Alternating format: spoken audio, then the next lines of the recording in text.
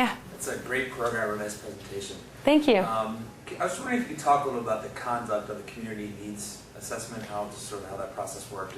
Yeah, so it was actually completed right before I came on board, but the Center for Livable Future took that on completely with some input from us. So they're much more experienced in conducting research. They hired folks from the community, so from a few of the different neighborhood associations or connections that we had. They hired people to actually administer the survey and then train them.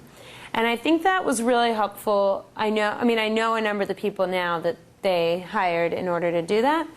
And those folks were A, grateful for the resources, for the income, and B, already really well connected to the community. So I don't know exactly what the process was like of determining the questions. Center for Livable Future had already done at least one other community food assessment. And there's sort of a burgeoning school of thought or movement around the community food assessment model. So I imagine there were some existing resources that they would have tapped into. The other one they did was in Southwest Baltimore with Operation Reach Out Southwest. And